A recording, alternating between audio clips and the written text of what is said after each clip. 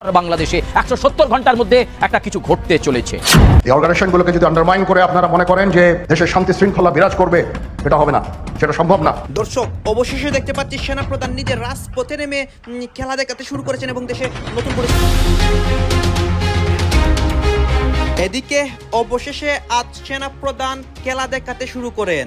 Doctor ইউনূসের আজকেই শেষ দিন দেশে। সারা দেশের নতুন পরিস্থিতি তৈরি হয়েছে। অনেক উপদেষ্টা পালিয়ে যাচ্ছে, অনেকজন গ্রেফতার হয়েছে।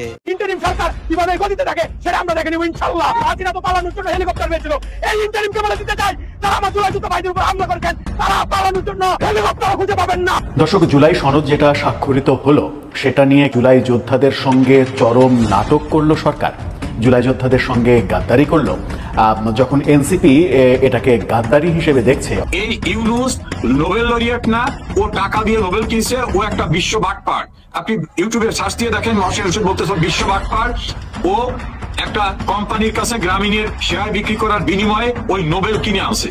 এইভাবে তার সঙ্গে যারা ছিলেন তারা সবাই মিলে বলতেছেন যে একটা ভয়ঙ্কর বাটপার, নিজের সুবিধা নিতে আসছে আর এর পারিষদ বর্গ লুটপাট করতেছে।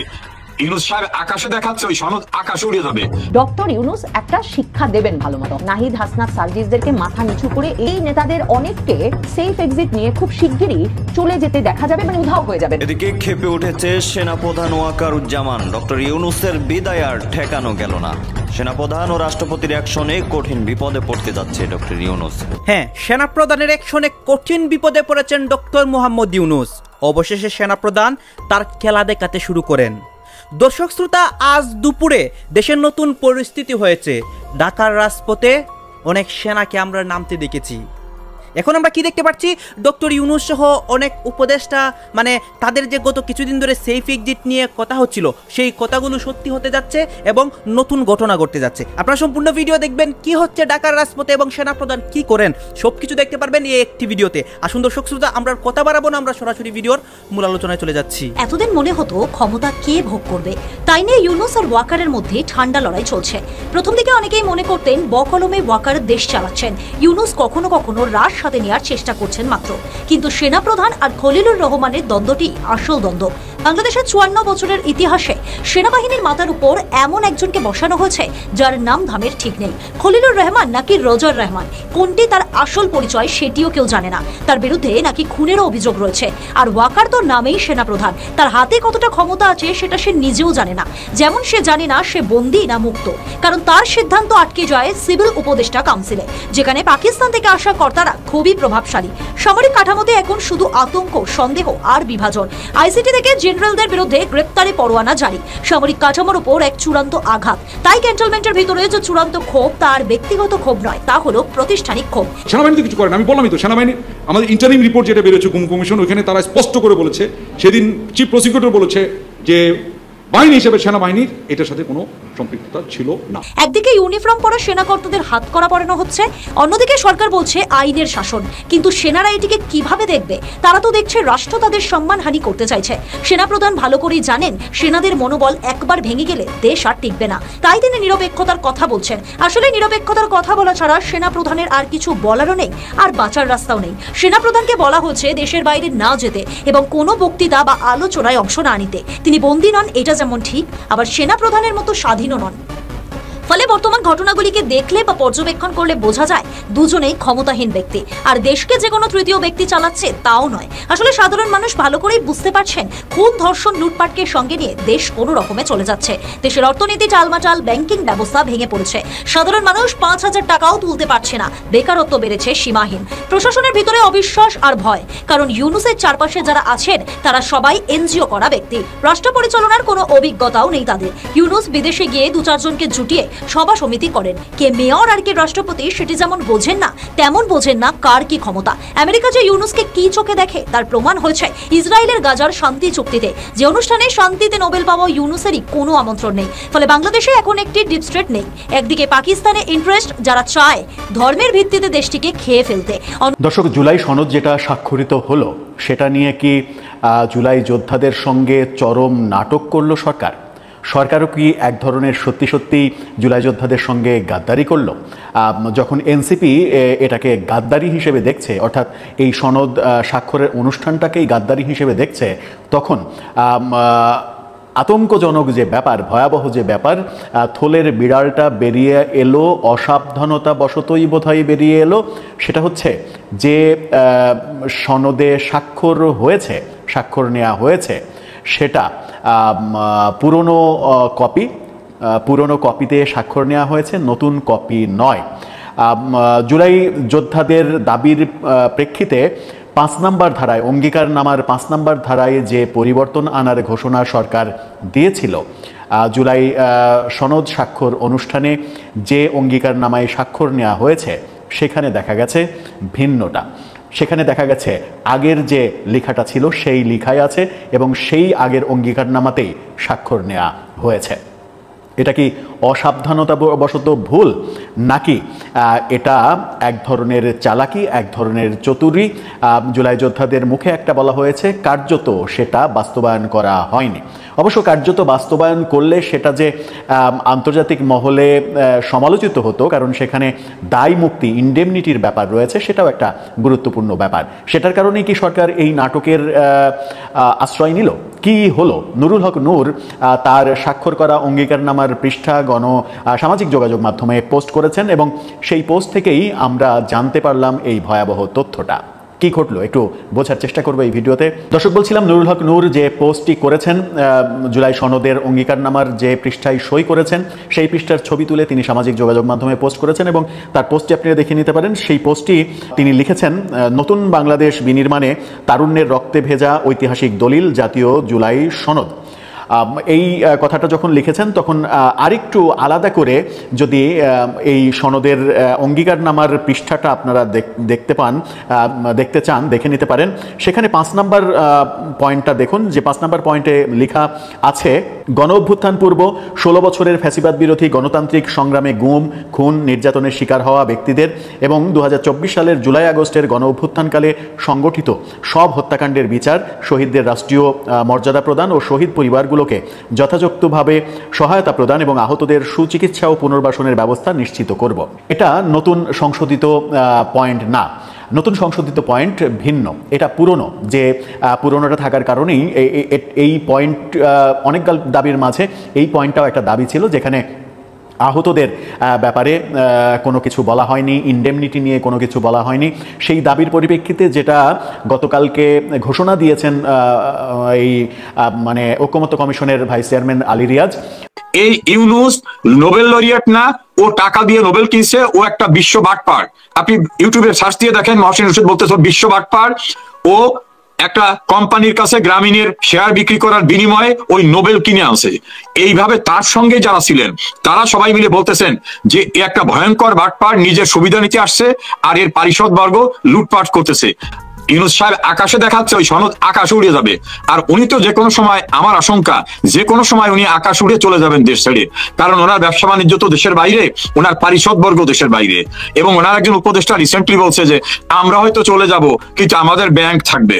ওনারা দেশ বিদেশে সবখানি ব্যবসা বাণিজ্য করছেন, এদের দায়বদ্ধতা জনগণের কাছে নাই, বরং এই ক্ষমতা দখল করে নানাভাবে লুটপাট। ইউনূস তো 16টা ক্ষেত্রে লুটপাট করছেন, তারা উপদেষ্টারা করছেন। আইনে বিদেশি কোনো ব্যক্তিকে, বিদেশি নাগরিককে বাংলাদেশের মন্ত্রী বা মন্ত্রীর সম মর্যাদা আনা যায় না, এমনকি এমপি হতে পারে না উনি নিজে সহ, ওনার ক্যাবিনেটের স্ট্যাটাস হলো লোকরা। তাই কাজে ওদের পাপের বোঝাটা, ওদের অন্যায়টা এত বেশি হয়ে যাচ্ছে, টুডে আর টুমরো পৃথিবীর যে প্রান্তেই থাকুক না কেন বিচারের সম্মুখীন তারা হবে। জুলাই সনদ, এটা জুলাই সনদ না, এটা হচ্ছে অপরাধ করার আত্মস্বীকৃত দলিল। ওই যে ডক্টর আলী রিয়াজ, বদিউল আলম মজুমদার, এরা সবাই মিলে বলতেছে যে এক সময় তো আমাদের রাষ্ট্রদ্রোহিতার দায়ে ফাঁসি হবে। আবার এই জুলাইয়ের মাধ্যমে যে দলের প্রোডাকশন দিয়েছেন ইউনূস সাহেব, তারাও বলতেছে যে আমাদের তো ফাঁসির কাস্টে ঝুলতে হবে, আমাদের নিরাপদ জায়গায় রাখার ব্যবস্থা করেন। তোমরা খান কাগজ বানাই বলছে এই কাগজটাই তোমাদের রক্ষা কবচ দিলাম। এই রক্ষা কবচ নামে যে কাগজ খান বানাইছেন, এটার নাম দিয়েছেন জুলাই সনদ। এখন সনদ কি? এসএসসি সনদ হয়, ইন্টারমিডিয়েটের সনদ হয়, চেয়ারম্যানের সনদ হয়, মেয়রের সনদ হয়, দেশের সর্বোচ্চ সনদ এইটা। এই সনদের বাইরে যে কোন সনদ বানাবার কোন কায়দা নাই, আমি আর্টিকেল 7 কে ব্যাখ্যা করে বললাম। এই জন্য ওই সনদ নিয়ে আমরা কোনো আলোচনায়ও যাই না। এই সনদের কোনো লিগ্যাল ভ্যালুজ নাই দুইটা কারণে। একটা হচ্ছে এই সংবিধানের সঙ্গে সাংঘর্ষিক, তাহলে সেটা বেআইনি সংবিধান বলছে। দ্বিতীয় হচ্ছে এই সনদ আপনারা যারা বানাইতেছেন আপনারা কারা হে বাপু? জনগণকে আপনাদের ভোট দিয়ে কইছে যে আপনারা দায়িত্ব দিলাম, আপনি এরকম একটা কাগজ বানান। এই যে বইটা যারা বানিয়েছিলেন, এই বইটা বানাবার আগে 70 সালে নির্বাচন হয়েছিল। ওই নির্বাচনে যারা ক্যান্ডিডেট ছিলেন তাদের ম্যানিফেস্টো ছিল যে আমরা নির্বাচিত হওয়ার পর শাসনতন্ত্র প্রণয়ন করব। তারা নির্বাচিত হওয়ার পর যখন তাদের ক্ষমতা দিল না, তখন যুদ্ধ হলো। মুক্তিযুদ্ধের মধ্য দিয়ে দেশ স্বাধীন হওয়ার পরে যারা কেন্দ্রীয় পরিষদ এবং প্রাদেশিক পরিষদের সদস্য হলেন, তারা সবাই মিলে যে পার্লামেন্টটা, সেটার নাম হচ্ছে গণপরিষদ। সেনাপ্রধান মিস্টার ওয়াকারুজ্জামান যাই করুক, তিনি যে লাইনেই থাকুক না কেন, পুরো সেনাবাহিনী এখন সঠিক লাইনে। বিশেষ করে আমাদের সৈনিকরা অলওয়েজ সঠিক লাইন। সৈনিকরা গুলি চালাতে রাজি হয়নি বলেই তো জুলাই বিপ্লবে সেনাবাহিনী শেষ পর্যন্ত জনগণের পক্ষে ছিল। জুনিয়র অফিসার এবং সৈনিকরাই আমাদের মূল গর্ব। সিনিয়র অফিসাররাও বেশিরভাগ এখন লাইনে, অনেকের সাথে আমাদের কথাবার্তা হয়। ওয়াকার উল্টোপাল্টা কিছু করাতে পারবেন না।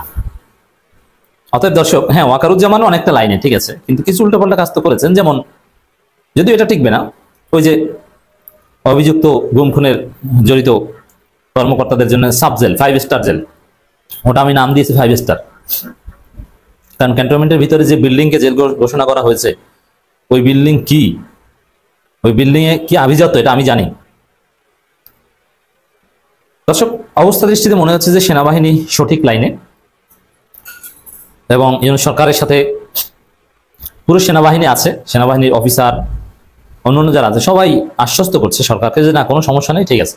ওয়াকার চাইলে উল্টাপাল্টা কিছু করতে পারবে না এবং ওয়াকার উল্টাপাল্টা কিছু করার সাহস করবে না। যেমন ওইসব সাবজেল বাতিল করে তাদেরকে রানীগঞ্জ বা কাশিমপুরে পাঠানো হবে, ওয়াকার কিছু করতে পারবে না। চেয়ে চেয়ে দেখবেন, কিছু করার নেই ওয়াকারের, এটাই মনে হচ্ছে।